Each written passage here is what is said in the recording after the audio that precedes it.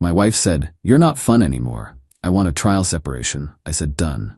Then I began the methodical process of separating our lives. Weeks later, her new life crashed down in panic. I'm 42 male, a data analyst. My life is built on logic, on predictable patterns and calculated outcomes. I find a deep sense of comfort and stability. My wife Kelly, 38, used to claim she did too. For 15 years she called me her rock. That was my role. I provided, I supported, I maintained the steady, predictable rhythm of our life so she could pursue an ever-changing series of passions.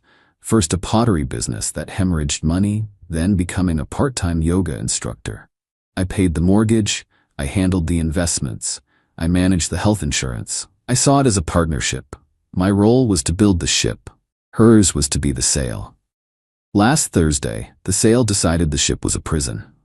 She sat me down in our living room, the one she'd had professionally redecorated in calming neutral tones last fall. She wouldn't meet my eyes, focusing instead on a decorative vase that cost more than my first car. "Peter," she started, her voice adopting a soft, therapeutic cadence that always signaled an incoming emotional missile. "I need some space. I feel like I'm losing myself, you know?" I didn't respond. I waited.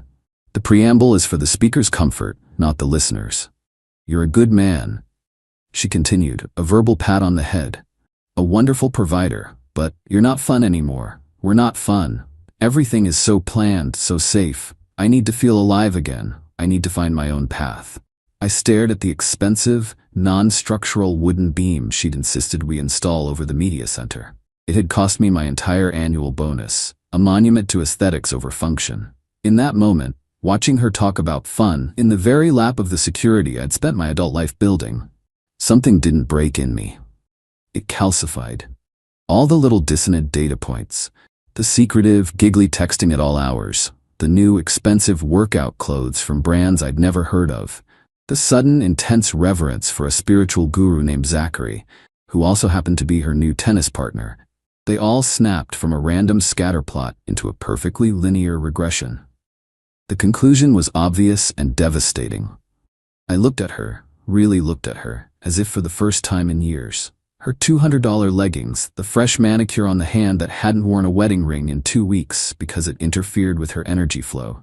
She was waiting for me to beg, to promise more excitement, to book a trip to Bali, to become someone I'm not. "Done," I said. The word was a stone thrown into a still pond. It wasn't the reaction her script called for. Her brow furrowed. "Done? Just like that? You're not even gonna fight for us?" "You just told me you want a trial separation," I replied, my voice chillingly level. "I'm agreeing to your terms. This is what you want. You should be happy." "Well, yes, but..." She was flustered, like an actor whose scene partner has skipped to the final monologue. "Okay, well, good. I'm gonna go pack." She went upstairs. I didn't follow. I listened to the sounds of drawers opening and closing, the sounds of my life being dismantled. For a long moment, I felt a surge of white-hot rage. I wanted to throw that stupid vase against the wall. Then came a wave of immense, crushing sadness. I thought about the girl I married, the one who was thrilled to eat cheap pizza on the bare floor of our first tiny apartment. Where did she go? I let myself feel it all for about an hour. The anger, the grief, I let it wash over me. And then I let it pass. What was left was a cold, hard clarity. This wasn't a trial, this was an ambush, and I would not be its victim. I pulled out my phone. My mind was already working. A separation is a legal event.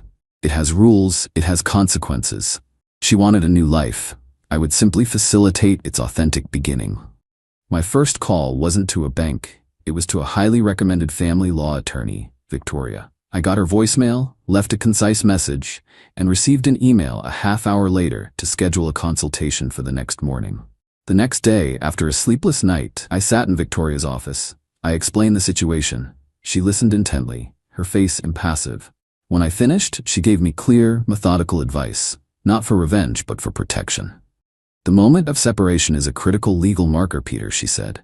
"Your actions from this point forward must be transparent and defensible." Guided by her counsel, I spent the rest of that Friday taking careful, deliberate steps. Financial separation. As advised, I opened a new, individual checking account. I didn't drain the account she used, as that could be seen as financial abuse. Instead, I left a significant cushion, $4,000, in the old account to serve as a transitional buffer. I then transferred the remainder of the funds, my savings from my salary, to my new secure account. I updated my direct deposit with HR to route all future paychecks to this new account. I documented the exact time and date of the transfer, noting it was post-separation. Credit disentanglement. I am the primary holder on our main credit card. Kelly was a supplementary user. I called the company, informed them of our legal separation, and had her card immediately deactivated. I assumed responsibility for the full outstanding balance, nearly $8,000. It was a clean, legal amputation. The benefits time bomb. I logged into my employer's HR portal. I updated my marital status to legally separated. This triggered the qualifying life event. The system confirmed the change and informed me that spousal benefits for Kelly would be terminated effective the last day of the current month. It was June 15th. She had 15 days of coverage left. A notification regarding COBRA continuation coverage, the system noted, would be mailed to our home address within 10 business days. This was the most critical step. Her prescription for Maxalt, for her chronic migraines, costs over $600 a month out of pocket. Kelly came by Saturday to pick up more of her things. She was breezy, acting as if this was all a grand adventure. "Hope you're not too lonely rattling around in this big old house," she said with a pitying smile. "I'm managing," I said. "By the way, I've started the formal process. Just wanted you to know."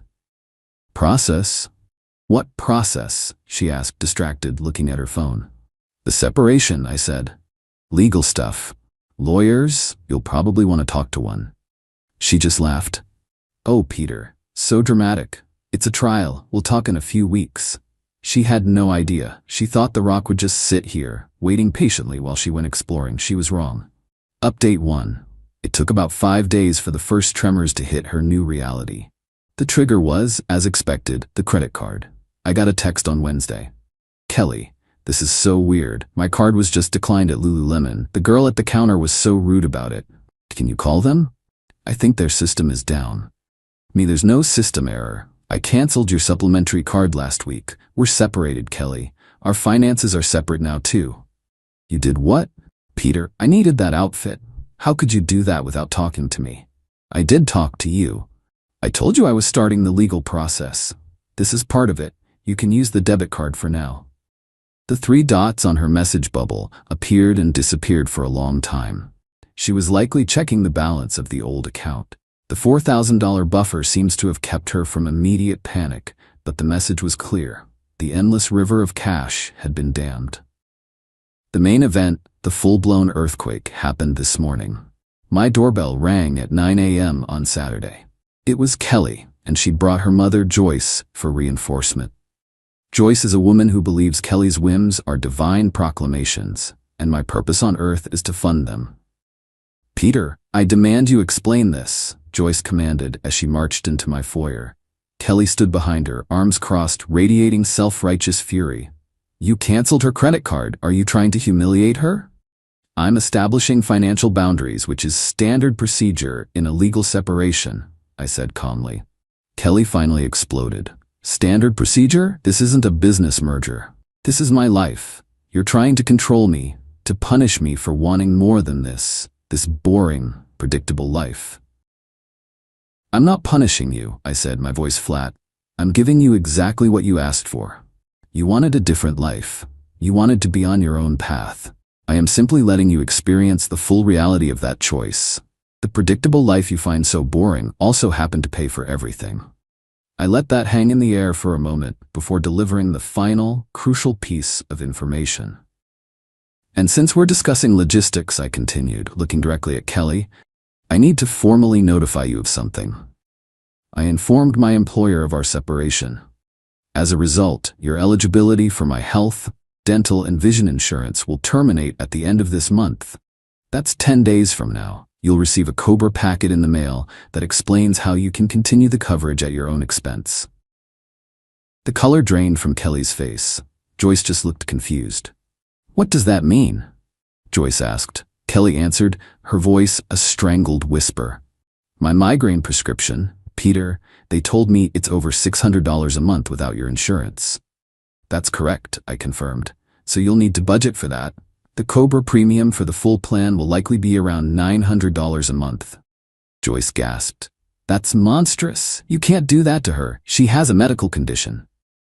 She's a 38-year-old adult who has chosen to separate from the husband who provided her insurance, I stated, refusing to be drawn into hysterics. This is a natural consequence. She wanted to find her own way. This is wayfinding 101. This isn't you, Peter. You're being cruel, Kelly cried, tears of rage and panic welling in her eyes. I'm going to call a lawyer. You'll be hearing from them. I would expect nothing less, I said. I've already retained counsel myself. Her name is Victoria. The fact that I already had a lawyer, that I was 2 steps ahead of her, seemed to stun her more than anything else. She stared at me, her mind clearly reeling, trying to reconcile the predictable rock she'd left with the cold, calculating stranger standing before her. She grabbed her mother's arm and stormed out. The war has begun. Update 2. The initial skirmishes have given way to the slow, grinding machinery of the legal process. As promised, I heard from Kelly's lawyer about 2 weeks after our confrontation. The letter I received was a masterpiece of creative writing. It painted me as a cruel and manipulative monster who, in a punitive rage, had maliciously cut off his emotionally fragile wife to force her into submission. It demanded I immediately reinstate all financial support, pay for her legal fees, and it outlined an outrageous demand for long-term spousal support. I forwarded it to Victoria, who was completely unfazed. It's a standard shock and awe tactic, she explained over the phone. They're loud and aggressive, hoping you'll panic and settle for a bad deal. We will respond with calm, documented facts. And we did. Our response, which took her several days to meticulously craft, was a quiet work of art. We calmly refuted every claim, not stating that I had acted responsibly, and upon legal advice to separate our finances, following Kelly's abandonment of the marital home. We made it clear we would not be reinstating any funds. Then came the counteroffensive. I had taken a gamble and hired a private investigator. It wasn't cheap, and it took him 3 days of surveillance, but the results were worth every single penny.